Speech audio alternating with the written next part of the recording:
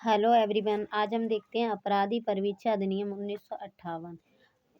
हम एपीओ के पर्पज से देख रहे हैं। तो ये 1958 का जो एक्ट नंबर है वो 20 है। तो इसमें हम एपीओ के राजस्थान एपीओ के लिए इम्पोर्टेंट सेक्शन देख लेते हैं। तो ये बना था 16 मई 1958 को।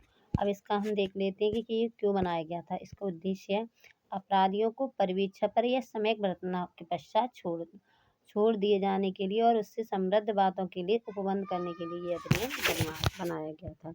कब को छोड़ने कह रहा है, ये कह रहा है सम्यक भर्त्सना के पश्चात छोड़ देने के लिए। और आगे इसमें 2 सेक्शन दे रखे हैं, आगे डिटेल करूँगी। इसमें सेक्शन है आपके 19 पर। हम इसमें एपीओ के लिए जो इम्पोर्टेंट सेक्शन है वो देखेंगे। पहला सेक्शन है संक्षिप्त नाम विस्तार और प्रारंभ। तो इसमें 3 क्लॉज हैं। पहला क्लॉज कहता है इसका नाम क्या है, तो अपराधी परिवीक्षा अधिनियम 1958 है। इसका विस्तार कहाँ कहाँ तक है, तो ये जम्मू कश्मीर राज्य के हमारे संपूर्ण भारत में है। अब तो ये संपूर्ण भारत में है, जम्मू कश्मीर सहित संपूर्ण भारत में। अब थर्ड कह रहा है ये कब लागू होगा, तो कह रहा है किसी राज्य में यह उस तारीख को प्रवृत्त होगा जिस दिन वह राज्य शासकीय राजपत्र में अधिसूचना द्वारा नियत करे, उस दिन ये लागू हो जाएगा। और राज्य के विभिन्न भागों के लिए विभिन्न तारीखों में नियत की जा सकती हैं। ठीक है, एक बार में भी पूरे राज्य में लागू किया जा सकता है और थोड़े थोड़े भागों में करके भी किया जा सकता है। ठीक है, कुछ पार्ट में अभी कर दिया, कुछ पार्ट में आगे कर दिया, ऐसे। अब देखते हैं हम डेफिनेशन। तो इसमें 4 डेफिनेशन है। पहली डेफिनेशन कहती है संहिता। तो संहिता के अंतर्गत क्या आएगा, तो कह रहा है दंड प्रक्रिया संहिता 1900 ये गलत दे रखा है, दंड प्रक्रिया संहिता 1973 वाली ही आएगी। अब आ जाते हैं परिवीक्षा अधिकारी कौन है, जो इसी एक्ट के सेक्शन 13 में दे रखा है। वेद के अंतर्गत क्या है, तो कह रहा है इस अधिनियम के अधीन बनाए गए अधिनियम द्वारा वेद विपरीत है। सी कह रहा है ऐसे शब्द और पदों के जो इस अधिनियम में प्रयुक्त तो किए हैं किंतु परिभाषित नहीं है। तो फिर हम कहाँ से उनकी परिभाषा ढूंढेंगे, तो बता रहा है दंड प्रक्रिया संहिता से इसकी परिभाषा का अर्थ निकालेंगे। वहाँ डेफिनेशन दे रखी है, उसके हिसाब से हम लिखेंगे। अब आता है सेक्शन 3। ये कह रहा है कतिपय अपराधियों को भर्त्सना के पश्चात छोड़ देने की न्यायालय की शक्ति। कोई अपराधी हैं उन्हें डांट फटकार कर छोड़ देना, उसके लिए है सेक्शन 3। तो कह रहा है कतिपय अपराधियों को भर्त्सना के पश्चात छोड़ देने की न्यायालय की शक्ति। तो कह रहा है जब कोई भारतीय दंड संहिता की धारा 379, 380, 381, 404, 420 के अधीन दंडनीय कोई अपराध अथवा भारतीय दंड संहिता किसी अन्य विधि में, या तो भारतीय दंड संहिता के अंतर्गत या किसी अन्य लॉ में कोई अपराध करता है, किसी अन्य विधि के अधीन 2 वर्ष से अनधिक के लिए कारावास, मतलब 2 वर्ष तक का कारावास, और जिस न्यायालय ने उस व्यक्ति को दोषी पाया उसकी यह राय है कि मामले की परिस्थितियों उनके अंतर्गत अपराध की प्रकृति और अपराधी का चरित्र भी है ध्यान रखते हुए ऐसा करना समीचीन है, तब तक तत्समय प्रबद्ध किसी अन्य विधि में किसी बात के होते हुए भी वह न्यायालय उसे दंडित करने या उसे धारा 4 के अधीन सदाचार की परिवीक्षा पर छोड़ने के बजाय उसे समय घटना के पश्चात छोड़ सकता है। तो ये कह रहा है कोई व्यक्ति ऐसा है जिसने कोई अपराध किया है आईपीसी के अंतर्गत, या जो आईपीसी में सेक्शन दे रखे इसमें दे रखे उसके अंतर्गत, या कोई अन्य विधि में, और उसमें जो अपराध किया उसमें कारावास कितना 2 वर्ष से अनधिक के लिए। तो फिर न्यायालय को अगर लगता है उसका चरित्र देख के और उसने किस परिस्थिति में वो अपराध किया ये सब देख के, तो वो क्या कर सकता है, तो अगर भर्त्सना करने के पश्चात उसे न्यायालय छोड़ सकता है।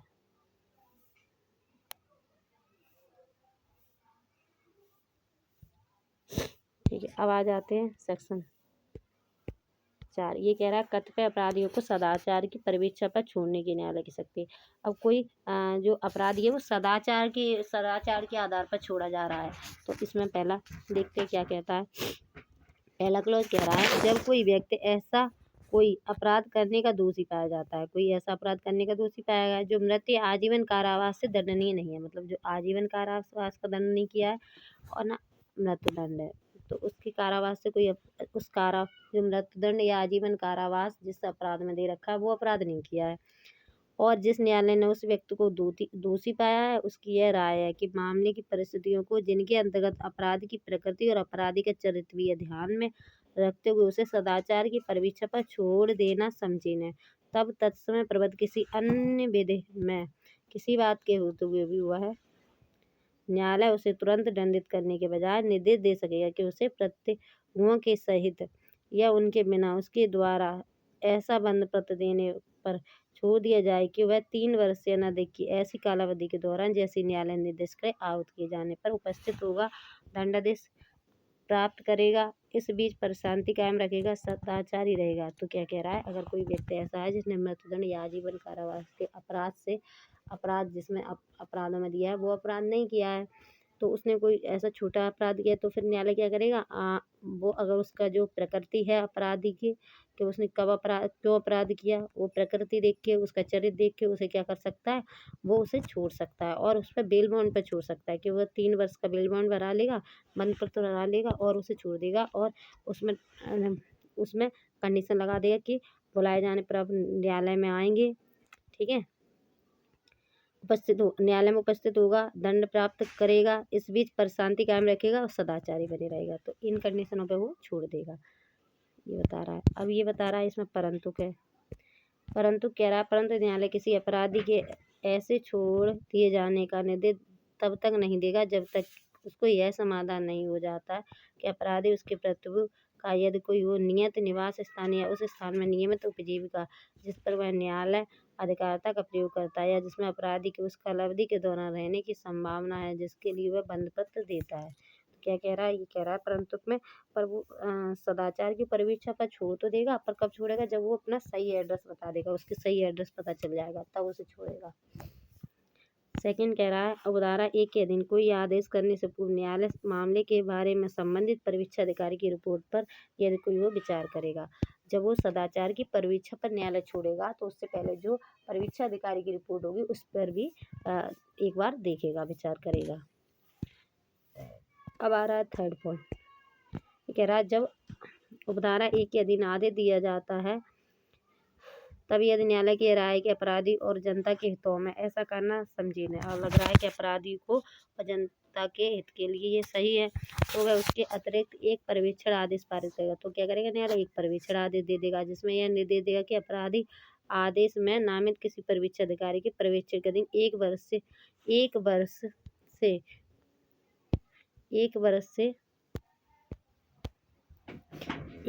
से कम न होने वाली ऐसी कालावधि के दौरान रहेगा जो अपने निर्दिष्ट और ऐसे पर्यवेक्षण आदेश में ऐसी शर्तें आरोपित कर सकेगा जैसे वो अपराधी समय पर्यवेक्षण के लिए आवश्यक समय। तो ये क्या कह रहा है, लग रहा है अपराधी और जनता के लिए आवश्यक है, तो क्या करेगा न्यायालय, उस पर एक पर्यवेक्षण आदेश पारित करेगा जिसमें क्या कह देगा कि 1 साल तक क्या करो, 1 वर्ष से कम न होने वाली एक कालावधि के दौरान रहेगा जो उससे विनिर्दिष्ट और उसे पर्यवेक्षण आदेश में ऐसी शर्तें आरोपित कर सकेगा जैसे वह अपराधी समय पर्यवेक्षण के लिए आवश्यक समय था 1 साल के लिए, ठीक है। अब चौथा देखते हैं पॉइंट, उपधारा 3 के अधीन पर्यवेक्षण आदेश करने वाला न्यायालय अपराधी से अपेक्षा करेगा छोड़े जाने से पूर्व वह ऐसे आदेश में निर्दिष्ट शर्तों को और निवास स्थान, मादक पदार्थ और प्रवृत्ति या किसी अन्य बात के बारे में ऐसी अतिरिक्त शर्तों जैसी न्यायालय विनिश्चित परिस्थितियों का ध्यान रखते हुए उसी अपराध की पुनरावृत्ति को या अपराधी द्वारा अन्य अपराधों के किए जाने को रोकने के लिए आरोपित करना ठीक समझे, पालन करने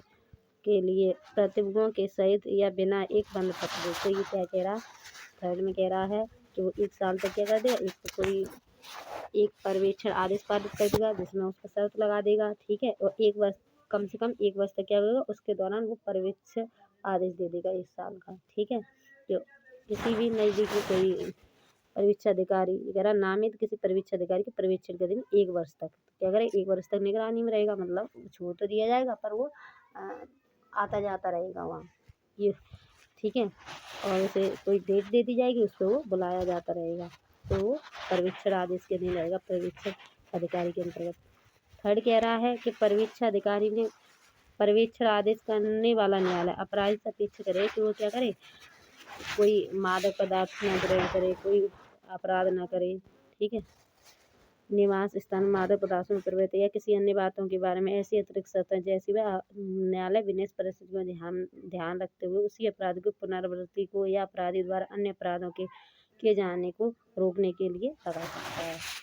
5 पॉइंट कह रहा है धारा 3 के अधीन पर्यवेक्षण आदेश करने वाला न्यायालय आदेश के निर्बंधों और शर्तों को अपराधी को समझाएगा और प्रत्येक अपराधी प्रतिभूति यदि कोई हो और संबंधित पर्यवेक्षण अधिकारी को तुरंत पर्यवेक्षण आदेश की एक प्रति देगा। तो क्या कह रहा है, और जब न्यायालय उसे पर्यवेक्षण आदेश करेगा तो वो न्यायालय क्या करेगा, उसे पर्यवेक्षण आदेश में जो शर्तें लगाई उसके बारे में समझा देगा और जो कोई उसके प्रतिभू यदि कोई हो और संबंधित पर्यवेक्षण अधिकारी को तुरंत पर्यवेक्षण आदेश की एक प्रति दे देगा न्यायालय। ये हो गया। अब आ जाते हम सेक्शन 5। सेक्शन 5 कह रहा है छोड़े गए अपराधियों से प्रतिकर और खर्चे देने की अपेक्षा करने की न्यायालय की शक्ति। अब जो व्यक्ति छोड़ दिए जा रहे हैं, ठीक है, जो सेक्शन 3 और 4 के अंतर्गत उनसे क्या करा जाएगा, छोड़े गए अपराधियों से प्रतिकर लिया जाएगा और खर्चे की अपेक्षा करने की न्यायालय की शक्ति। तो पहला क्लॉज कह रहा है धारा 3 या 4 के अधीन अपराधी को छोड़ने का निर्देश देने वाला न्यायालय यदि ठीक समझता है तो उसी समय तक अतिरिक्त आदेश कर सकेगा जिसमें उसे निम्नलिखित संदिग्ध करने के लिए निर्दिष्ट किया जाएगा। तो क्या क्या आदेश करेगा ये बता रहा है। कह रहा पहला कह रहा अपराधी के किए जाने की किसी व्यक्ति की हुई हानि क्षति लिए इतना प्रतिकर जितना न्यायालय युक्त समझे। अगर उसने जो भी किसी व्यक्ति की हानि की है उसके लिए जितना न्यायालय बताया उतना प्रतिकर देगा। कार्रवाई में इतने खर्चे जितना न्यायालय युक्त समझता है वो देगा। ठीक है। अब सेकंड कह रहा है धारा 1 के अधीन संदिग्ध किए जाने के लिए आदेश रकम संहिता की धारा 386 और 387 के उपबंधों के अनुसार जुर्माने के रूप में वसूल की जाएगी और जो राशि है जो उससे प्रतिकर है वो जुर्माने के रूप में वसूल कर ली जाएगी। थर्ड कह रहा है उसी मामले से जिसके लिए अपराधी अभियोजित किया जा रहा है, जिस मामले में उसका अभियोग चल रहा है, पैदा होने वाले किसी वाद का विचारण करने वाला सिविल न्यायालय नुकसानी दिलाने से उस किसी रकम की गणना में लेगा जो अपराध उपधारा 1 के अधीन प्रतिकर के रूप में संदिग्ध या वसूल की गई और जो रकम उसे दी जाएगी वो क्या किया जाएगी, जब फाइनल ऑर्डर होगा तो उसे भी इंक्लूड कर लिया जाएगा। ये कह रहा है थर्ड। अब आ जाते हम सेक्शन 6 में। सेक्शन 6 21 वर्ष से कम आयु वाले अपराधियों के कारावास पर निर्बंधन। 21 वर्ष से कम आयु वाले अपराधियों के कारावास पर निर्बंधन। पहला क्लॉज जब 21 वर्ष से कम आयु वाला कोई व्यक्ति कारावास से किंतु आजीवन कारावास से नहीं दंडनीय कोई अपराध करने का दोषी पाया जाता है। कोई 21 वर्ष से कम आयु का कोई व्यक्ति है जो आजीवन कारावास मतलब कोई ऐसे अपराध से दंडित किया जाता है जिसमें मृत्युदंड और आजीवन कारावास नहीं आता है, तो वह न्यायालय जिसमें उस व्यक्ति को दोषी पाया गया है उसे कारावास से तब तक दंडित नहीं करेगा जब तक उसका समाधान नहीं हो जाता कि मामले की परिस्थितियों जिनके अंतर्गत अपराध की प्रकृति और अपराध का चरित्र भी है ध्यान में रखते हुए यह वांछनीय नहीं होगा कि उससे धारा 3 या 4 के दिन व्यवहार किया जाए।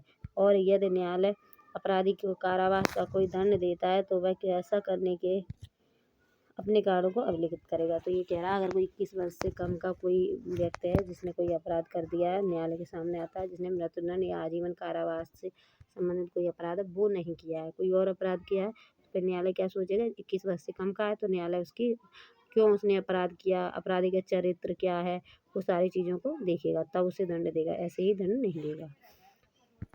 सेकंड कह रहा है अपना यह समाधान करने के प्रयोजन के लिए कि क्या धारा 1 में निर्दिष्ट किसी अपराधी से धारा 3 या धारा 4 के अधीन व्यवहार करना वांछनीय नहीं होगा, न्यायालय पर्यवेक्षण अधिकारी से रिपोर्ट मांगेगा और रिपोर्ट पर यदि कोई हो और अपराधी के चरित्र और शारीरिक तथा मानसिक दशा के संबंध में उसे प्राप्त किसी अन्य जानकारी पर विचार करेगा। ठीक है, ये हो गया 6। 7 कह रहा है पर्यवेक्षण अधिकारी की रिपोर्ट की गोपनीयता। तो ये कह रहा है सेक्शन 7 अगर जो धारा 4 की उपधारा 2 और धारा 6 की उपधारा 2 में निर्दिष्ट पर्यवेक्षण अधिकारी की रिपोर्ट क्या होगी, जो पर्यवेक्षण अधिकारी होगी उसकी जो रिपोर्ट आएगी उसे क्या किया जाएगा, गोपनीय रखा जाएगा। परंतु न्यायालय यह ठीक समझता है तो उसका सार अपराधी की संसूचित कर सकेगा और उसे ऐसा साक्ष्य पेश करने का अवसर दे सकेगा जैसा रिपोर्ट में कथित विषय से सुसंगत है।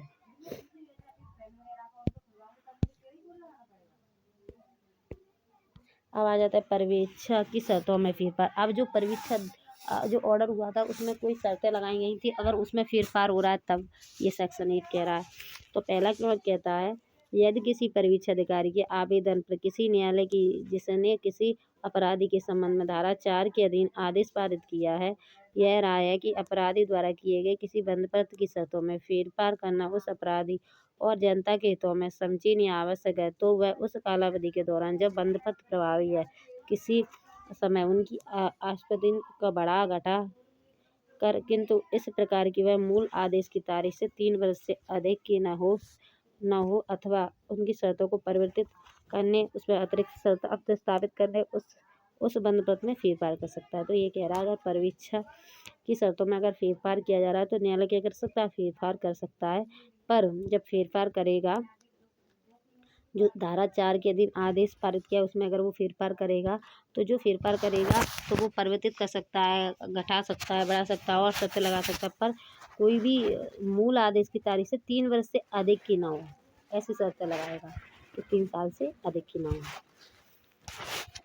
परंतु ऐसा कोई फेरफार अपराधी या बंदपत्र में वर्णित प्रतिभू या प्रतिभूओं की सुनवाई अवसर दिए बिना नहीं किया जाएगा। तो क्या कह रहा है, कोई भी फेरफार किया जाएगा तो जो भी उसमें प्रतिभू हैं और जो अपराधी उनको सुनवाई करने के बाद ही करेगा न्यायालय।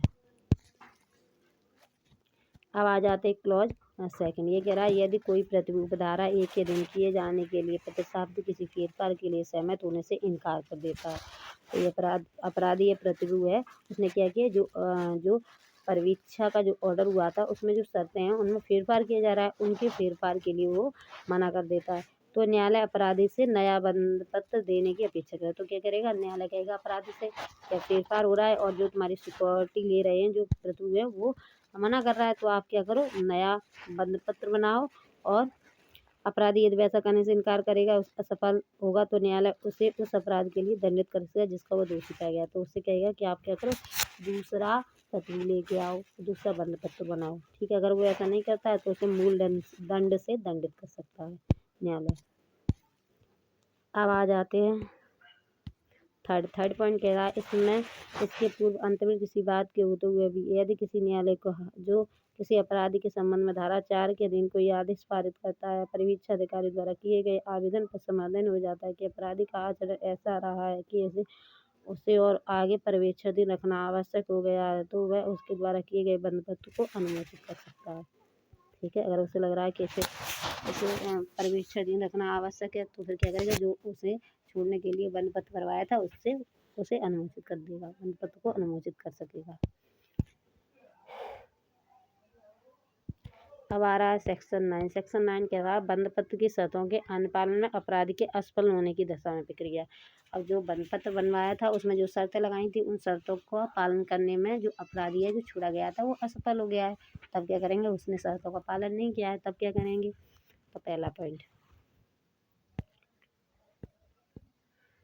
पॉइंट कह रहा है, यदि उस न्यायालय के पास जो किसी अपराधी के संबंध में धारा 4 के अधीन कोई आदेश पारित करता है या किसी न्यायालय के पास जो उस अपराधी की बाबत उसके मूल अपराधी के संबंध में कार्रवाई कर सकता था, परीक्षा अधिकारी की रिपोर्ट पर या अन्यथा यह विश्वास करने का कारण है कि अपराधी अपने द्वारा किए गए बंदपत्रों की शर्तों में से किसी का अनुपालन करने में असफल हुआ है, तो वह उसकी गिरफ्तारी के लिए वारंट जारी कर सकेगा। यदि ठीक समझता है तो उसके या प्रतिभूतियों के यदि कोई हो नाम संबंध निकाल सकेगा, उसमें उसके उनसे यह अपेक्षा की जाए कि उस समय पर जो मामलों में विनिष्ठ हो समक्ष उपस्थित होता है। ये क्या कह रहा है, अगर कोई व्यक्ति ऐसा है जिसने बंदपत्र भरा था, उसकी शर्तें थी, उसका उसने उल्लंघन कर दिया, तो न्यायालय क्या करेगा, उसको गिरफ्तार करवा सकेगा। ठीक है, उसके नाम वारंट निकलवा सकेगा। उसमें जो प्रतिभू होंगे, प्रतिभूओं के लिए कोई हो ना, उनके नाम में सम्मन निकलवा सकेगा। ठीक है, अब सेकंड पॉइंट, न्यायालय जिसके समक्ष अपराधी इस प्रकार लाया जाता है या उपस्थित होता है, या तो उसमें मामले की समाप्ति तक के लिए अभिरक्षा में प्रतिवेशित कर सकेगा, या उस तारीख को जो वह सुनवाई के लिए नियत करे उपस्थित होने के लिए उसे प्रतिभू के सहित बिना नामंजूर कर सकेगा। ठीक है, थर्ड कह रहा है यह मामले की सुनवाई के पश्चात न्यायालय का समाधान हो जाता है कि अपराधी अपने द्वारा किए गए बंधपत्र की शर्तों में से किसी का अनुपालन करने में असफल हुआ है तो फिर क्या करेगा, उसे मूल अपराध के लिए दंडित कर देगा। जहाँ असफलता प्रथम बार होती है वहाँ बंधपत्र के प्रबद्ध रहने पर प्रभाव डाले बिना उस पर 50 रुपए का क्या करेगा, जुर्माना लगा सकेगा। 50 रुपए का कि आपने क्या किया है, आप अपनी जो शर्तें लगाई थी वो शर्तों का पालन नहीं किया है तो उसके लिए शास्ति लगा सके, कितनी, 50 रुपए की। 4 कह रहा है यदि उपधारा 3 के खंड बी के अधीन आरोपित शास्ति ऐसी कालावधि के भीतर जैसी न्यायालय नियत करे संदत नहीं की जाती है तो न्यायालय अपराधी को मूल अपराध के लिए क्या कर सकेगा, दंडित कर सकेगा। अब आ जाता है सेक्शन 10। सेक्शन 10 कह रहा है प्रतियों के बारे में उपबंध। तो कह रहा है संहिता की धारा 122 मतलब CRPC की धारा 122, 126, 126A, 406A, 514, 514A, 514B और 515 के उपबंध इस अधिनियम के अधीन किए गए बंधपत्र और प्रतियों की दशा में यथावत लागू होंगे। तो ये बता दिया सेक्शन हमारे 10 तक हमने कर लिया है। अब आगे APO के लिए हमारे इतने ही सेक्शन बताए थे तो हमने ये कर लिए। अब हम इनका इम्पोर्टेंट पॉइंट आगे की वीडियो में और देख लेंगे। Thank you.